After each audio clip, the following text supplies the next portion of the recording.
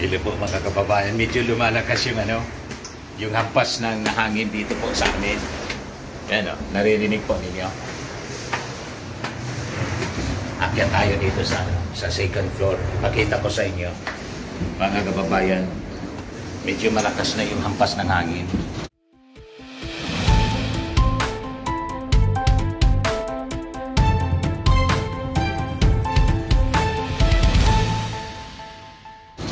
Ayan. Pero palampas na dito sa amin. Buti na lang. Ayan. Umampas sa roll-up namin. Medyo malakas na po, mga kababayan. Yan na ugob. Inahampas po, pero madahon pa naman. Yan ang sitwasyon dito sa amin. Typhoon signal number 3 ang Legazpi, and the rest of Albay is part of Albay, mga kababayan. Typhoon signal number 4 sa Bagyong Juan. Makikita ninyo ang sitwasyon, medyo lumakas. Yan o, hinahampas ng malakas na hangin ng Legazpi City ngayon. Ayan, sa estimate natin mga 80 kilometers per hour siguro yung lakas ng hangin dito sa Legazpi. Yan, malakas yung hampas. Hindi ko pwedeng buksan yung bintana namin kasi siyempre delikado.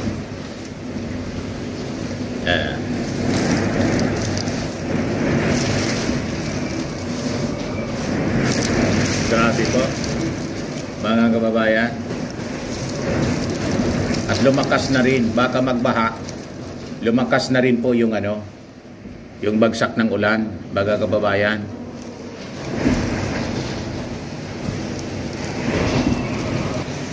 Yan o.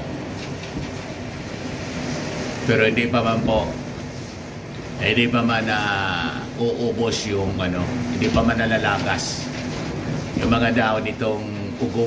Hindi ko lang alam sa Tagalog kung anong ugob. Ang bunga niyan ginugulay, parang langka o jackfruit.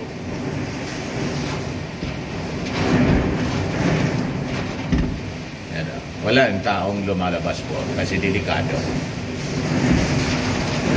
Lahat na po nasa evacuation center. May mga tao dito. Maririnig ninyo ang hampas dito. At sinafety na namin para sigurado. O, diba? Yan po ang sitwasyon dito sa amin, mga kababayan.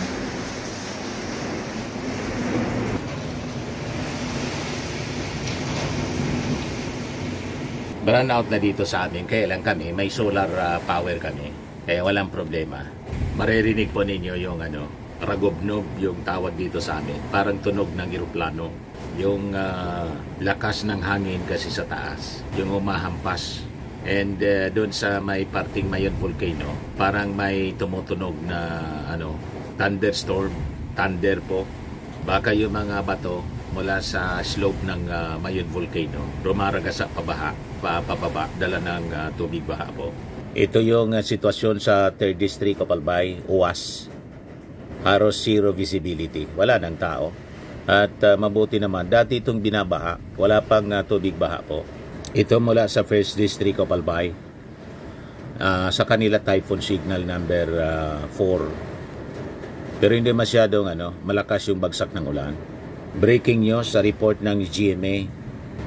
Ayan.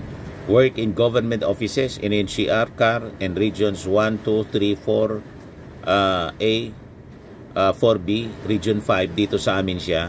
And 8 is hereby suspended ngayong bukas November 10, sabi ng Palasyo Malacanang, and classes at all levels in the aforementioned regions as well as Region 6, 7, and Negros Island are also suspended November 10 and 11. Kasi siyempre, kailangan pang maglinis, kaya hanggang Tuesday, clearing operations after na dumaan yung bagyo.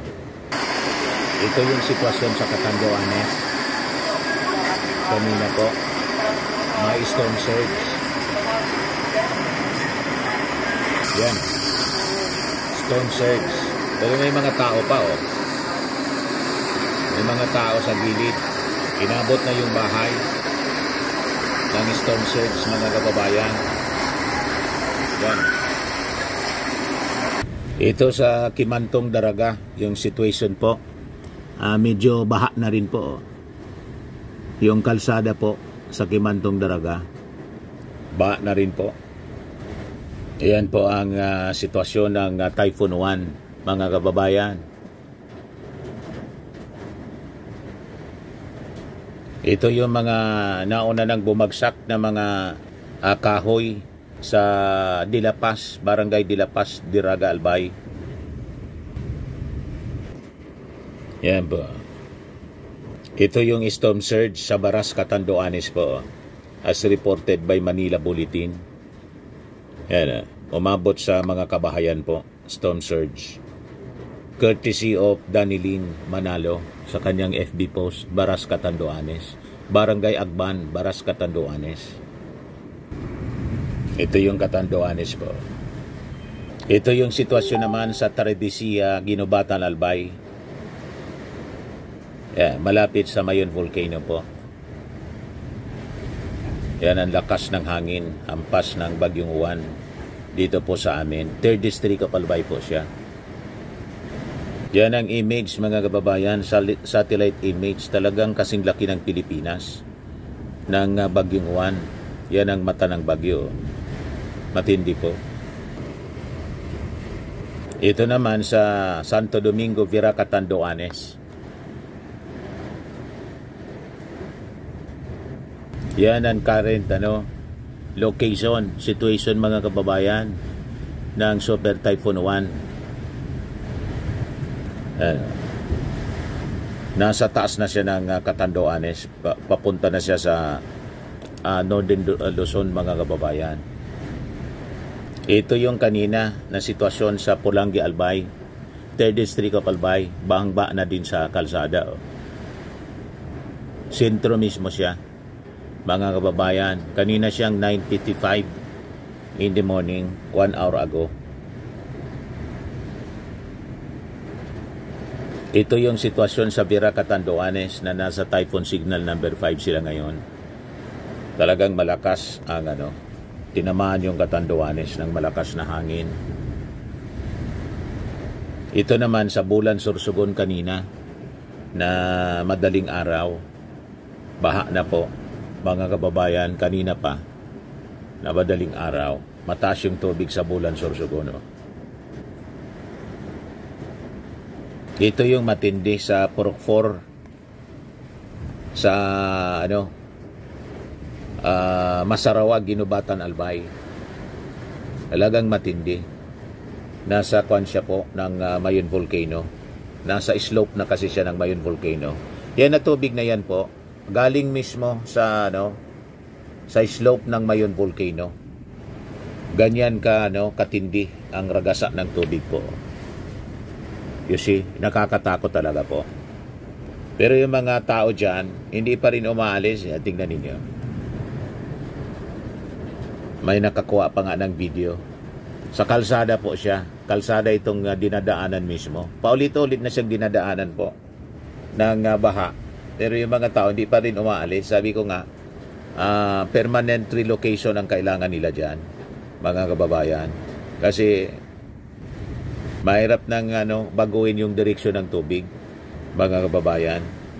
Kahit maglagay ka pa dyan ng flood control project, sayang yung mga malalaking bahay sa paligid po. Ito kanina sa San Francisco, Pulangi, Albay.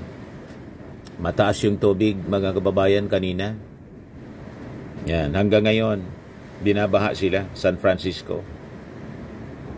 Yan o. Pulangi Albay po siya. Barangay San Francisco. Ito yung sa Barangay Gogon, Vira, Catanduanes. O, ganyan ang kataas yung baha po. Lubog na pati yung church, mga kababayan. Ito sa Barangay Bagong Bayan, Daragalbay, may mga landslide na po, paunti-unti. So, delikado sa mga sasakyan, baka bumagsak. Bundok ito po. Siyempre, saturated na po ng tubig. Ulan, yung bundok, talagang kahit may mga kahoy dyan, delikado pa rin yung landslide. So, yan ang track ng bagyo, mga kababayan. Right now, nandito siya. So, papuntang Aurora, Isabela. Ito yung railway sa San Rafael, Ginobatan, Albay, na damage na po. Yan. Boundary ng Maipon at San Rafael, Ginobatan, Albay. Railway, damage na po. Ito yung forecast ng Pag-asa, mga kababayan. Kita rin natin na mamayang gabi, inaasahan na po natin, natatama naman sa kalupaan, either Aurora po or sa may southern part ng Isabela, yung bagyo, at babaybayin niya po itong northern or central Luzon bago tuluyang lumabas ng patungo po sa may West Philippine Sea bukas ng madaling araw. Inuulit ko po, pinakamararanasan yung malalakas na mga ulan at malalakas na hangin na dulot ng bagyong Uwan simula po ngayong araw ng Linggo hanggang bukas, lalo na po bukas ng umaga ng Lunes. Posible naman itong lumabas ng Philippine Area of Responsibility araw po ng Martes. Posible po umaga ng Martes. Makikita po natin sa track, maaari siya muling pumasok ng Philippine Area of Responsibility araw ng Huwebes, patungo po dito sa may bahagi ng Taiwan.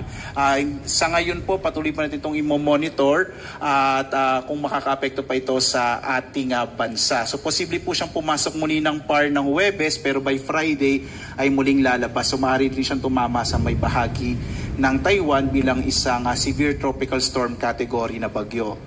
Sa ngayon nga po, nakataas ang signal number 4, particular na sa Polillo Islands, eastern and central portion ng Camarines Norte, eastern portion ng Camarines Sur, sa Catanduanes, eastern portion ng Albay. Signal number 3 naman ngayon sa may southern portion ng mainland Cagayan, Isabela, Quirino, Nueva Vizcaya, Kalinga, the southern portion ng Abra Mountain Province, Ifugao, Benguet, central and southern portions ng Ilocos Sur, La Union, Pangasinan, Zambales. Sa amin po dyan sa Bataan, Tarlac, Pampanga, Nueva Ecija, Bulacan, Aurora, at ang Metro Manila ilalim na ngayon ng signal number 3. So latest po yung Catanduanes, typhoon signal number 5 na po. So ingat lang mga kababayan, lagi lang manalangin at huwag lalabas po sa kasagsagan ng pagtama ng bagyo. Kasi yung iba, natutokso po na lumabas agad-agad pag kumalma yung hangin. Ang bagyo po, may pabugso-bugso. Minsan na kumakalma, pagkatapos afterwards, babalik ulit yung malakas na hangin. Kasi pabugso-bugso nga po yung pagampas ng hangin. Ang delikado po yung mga falling trees at yung mga lumilipad na yero. At siyempre yung baha at yung mga kawad ng kuryente, mga poste ng kuryente. So, wag pong lalabas kahit tingin niyo sa paligid medyo kumalma na at tumila yung ulan. Makinig sa mga warnings and advisories ng ating mga disaster officials. Okay po?